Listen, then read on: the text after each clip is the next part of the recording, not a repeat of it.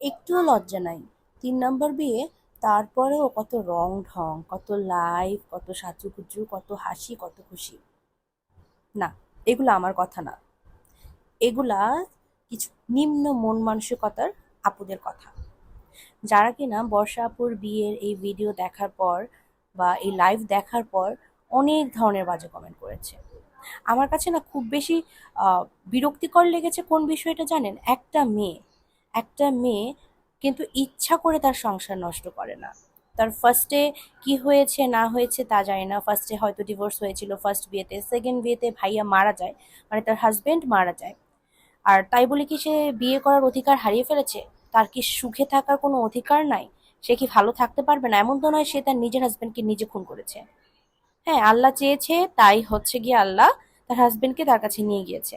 তাই বলে সে তার লাইফটাকে কি ভালোভাবে লিড করতে পারে না? তার লাইফটাকে ভালোভাবে সে আহ গুছিয়ে নিতে পারে না?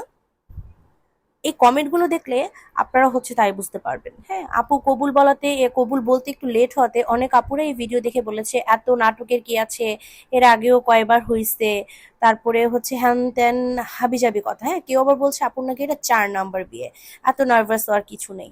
আরে বাবা, যে কমেন্টগুলো দেখেছি ম্যাক্সিমাম কমেন্টই হচ্ছে, মানে ম্যাক্সিমাম কমেন্ট যেহেতু আপুদের করা, তো এই ক্ষেত্রে একটা জিনিস বোঝা যায় আমরা মেয়েরাই মেয়েদের শত্রু, আমরা মেয়েরাই মেয়েদের ভালো দেখতে পারি না।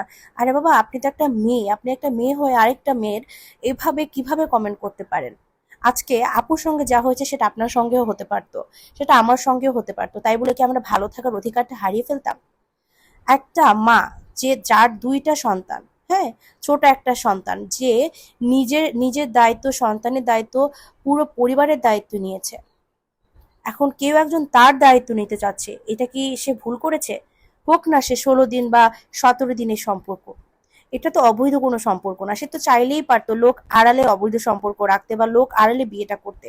সে তো তা করেনি, বর্ষাপুর সবার সামনে সবাইকে জানিয়ে তার ভালো দিনটা শুরু করতে গিয়েছে। আপনারা এতে করে তাকে দোয়া করতে পারেন, এভাবে কমেন্ট করতে পারেন না। নিজেরা পাল্টান, আরেকজনের সুখ দেখে হিংসা করবেন না।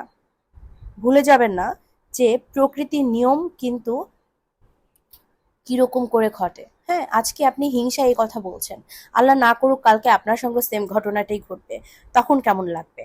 সব সময় নিজেকে ভিকটিমের জায়গায় বসিয়ে দেন হচ্ছে কমেন্ট করবেন বা চিন্তা করে কথা বলবেন।